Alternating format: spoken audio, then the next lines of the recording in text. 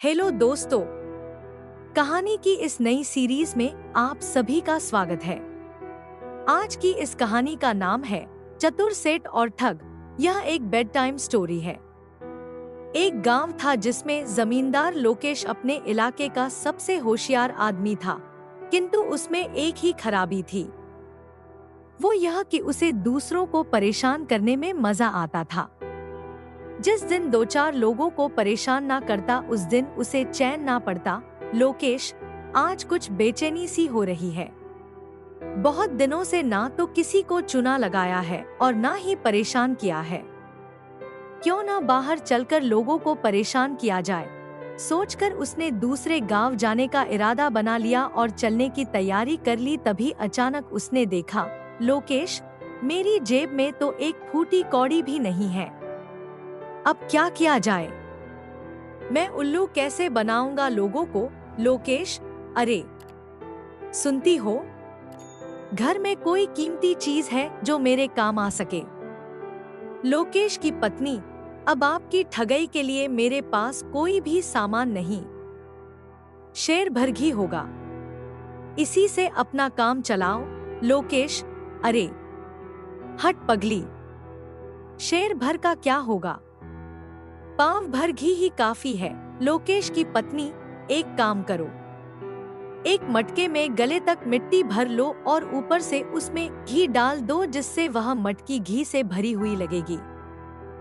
लोकेश, अरे वाह मेरी विमला रानी, तू तो मेरे साथ रह रहकर खूब चतुर हो गई है। लोकेश की पत्नी, हाँ सही कहा, तुम जैसे ठग और बेईमान इंसान के साथ रह रहकर ऐसे कामों में दिमाग चलने लगा है मेरा। उसके बाद लोकेश ने गले तक मिट्टी भरे मटके में ऊपर से थोड़ा सा घी डाल लिया और हाथ में लेकर दूसरे गांव की ओर चल पड़ा।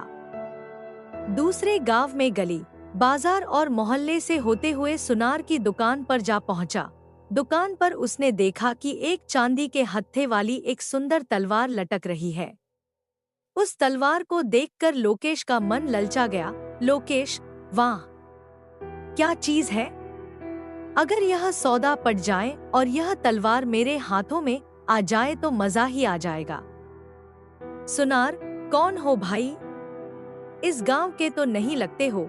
लोकेश, भाई लाला, यह तलवार कितने की होगी? अपनी गंजी खोपड़ी खुजलाते हुए लाला बोला, तलवार तो सस्ती है, लेकिन तुम कहाँ से आए हो और इस मटके में क्या है? लोकेश, लाला जी, इस मटके में तो शुद्ध देसी घी है। एकदम शुद्ध घी देखकर लाला के मुंह से लार टपक पड़ी और लाला बोला, देखो भाई, यह तलवार भी शुद्ध चांदी की है, इसे बनाने में भी बहुत पैसा लगा है। मगर मैंने देखा कि यह तलवार तुमको बहुत पसंद है, तो ले लो, तुम्हारे इस शुद्ध देसी घी के बदले में मैं यह तलवार तुम्हें भेंट करता हूँ। लोकेश को उम्मीद ना थी कि सौदा इतना सस्ता पड़ जाएगा। लोकेश ने तलवार को मयान में से निकाला और अच्छी तरह से नजर मारकर वापस उसे मयान में ही रख दिया। इस सौदे के कारण दोनों की आपस में अच्छे से जान पहचान हो गई। लाला बोला, अगली बार जब आओ तो तुम्हारे पास जितना घी हो सारा का सारा लेते आना। बदले में अपनी पसंद की कोई भी दूसरी चीज लेते जाना। अगली बार भाभी के लिए ऐसी अंगूठी बना दूंगा कि जिंदगी भर तुम्हारी गुलाम बनके रहेगी।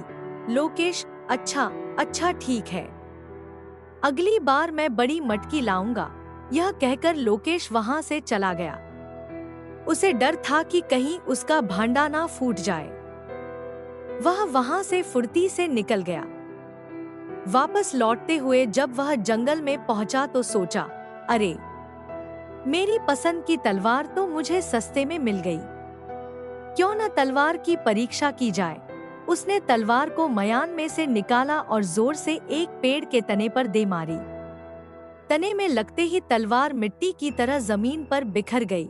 यह देखकर लोकेश हताश हो गया और बोला, अच्छा तो अच्छा वाला काटा है उसने तेरा। वाह रे लाला, तू तो मेरा भी बाप निकला। उधर जब लाला घर पहुंचा, लाला, कहाँ हो भाग्यवान?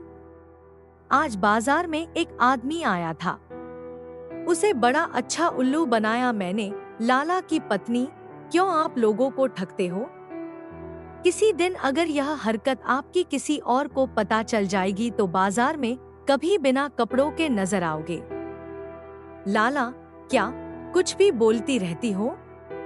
देखो मैं क्या लेकर आया हूँ। गांव का शुद्ध देसी घी।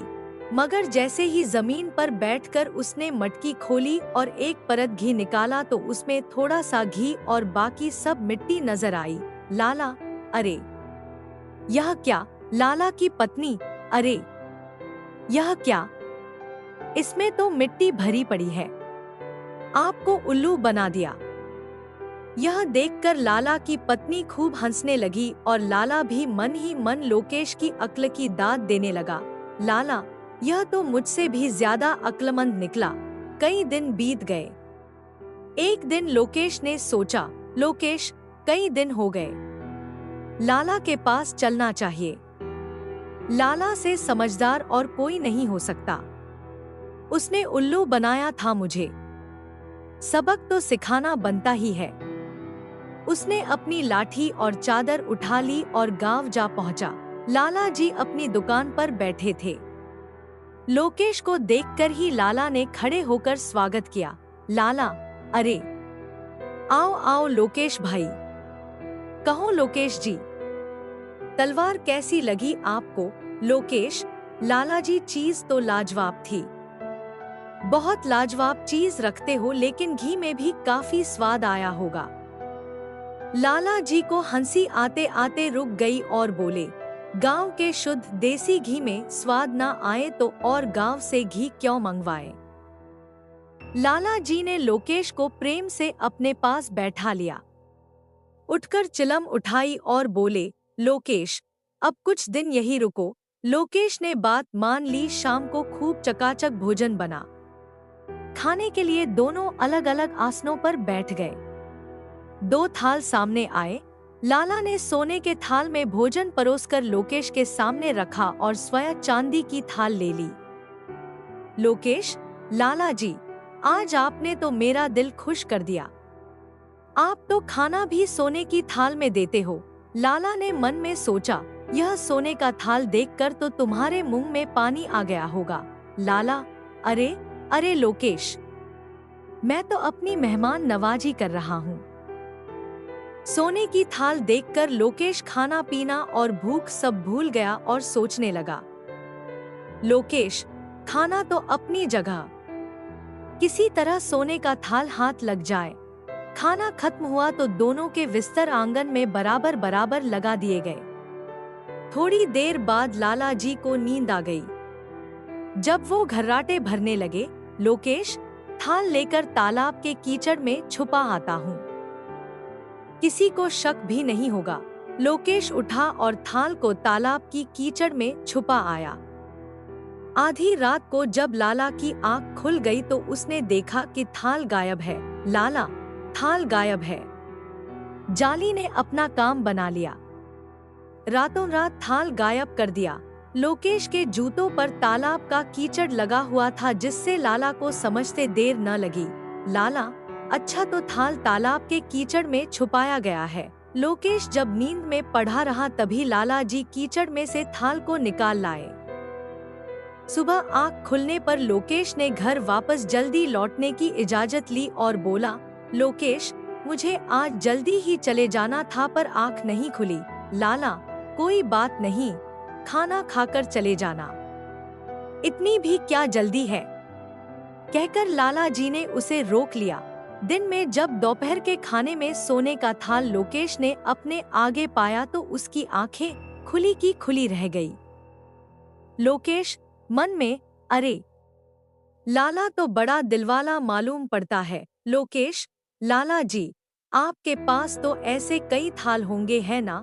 लाला, ना ना, केवल एक ही थाल है, वह भी बहुत पुराना हो चुका है। लाला का उत्तर सुनकर लोकेश चौंक गया। लोकेश, अरे लाला भी कम उस्ताद नहीं है। रातों रात थाल को निकाल लाया। उसके चेहरे पर थाल के वापस आ जाने का दुख था, पर उसने यह जाहिर ना होने दिया। वे दोनों अब एक दूसरे को अच्छे से जान गए थे। थोड़ी देर बाद लालाजी लोकेश से बोले, लोकेश, हमारी भलाई बस इसी में है कि हम दोनों मिलकर काम करें। कहीं परदेश चले जाएंगे तो कुछ कमा ही लेंगे। तुम्हारी और हमारी अक्ल भी एक जैसी ही है, इसलिए हम बड़े बड़े काम आसानी से कर सकते हैं। सोच विचार कर लोकेश बोला, जी मंजूर है। हम लोग दूर देश चलते हैं, जहां हमें कोई ना जानता हो। बात पक्की हो गई और अगले ही दिन दोनों परदेश के लिए निकल पड़े। चौथे दिन वे एक नवाब की मैयत में जा पहुंचे। नवाब की 10 दिन पहले ही मृत्यु हो चुकी है और सारे शहर में मातम छा गया है। लोकेश, लगता है यहाँ कुछ हुआ है। लाला, लग तो रहा है कुछ हुआ तो है। चलो चल कर देखते हैं।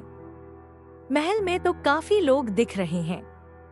अपने मतलब का कुछ मिल पाएगा यहाँ पर। लोकेश, क्या लाला जी?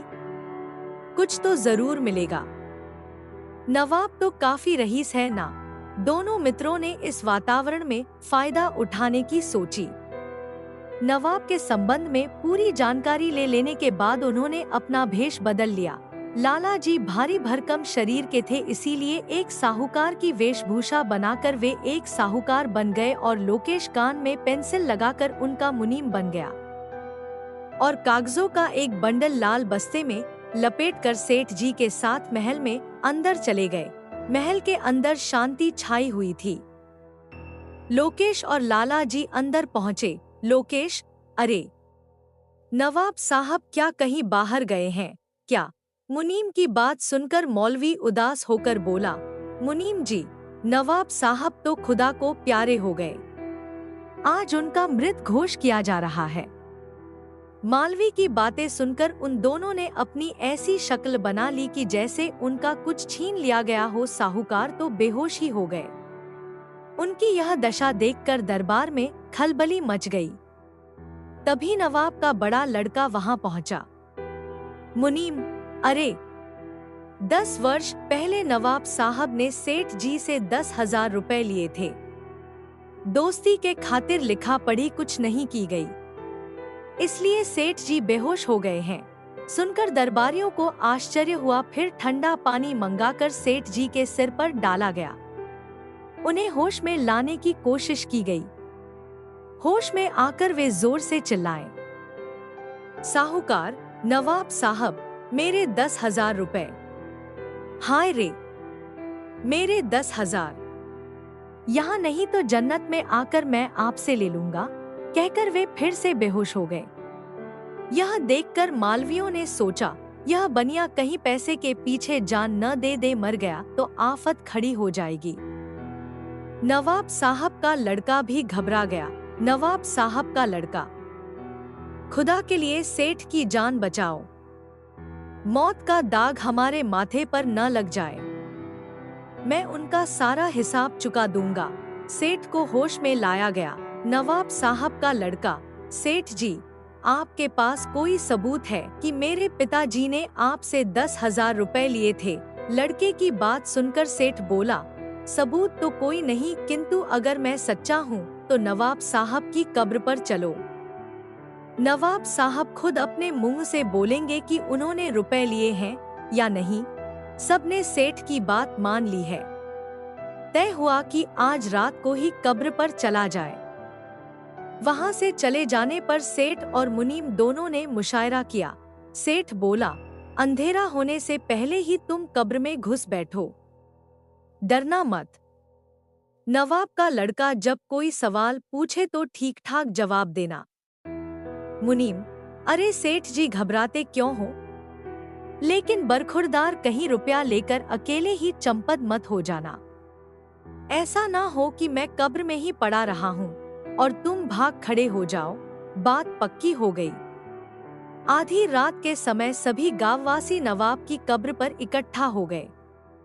कब्र के किनारे एक ओर सेठ जी खड़े थे और दूसरी ओर नवाब के साहबजादे।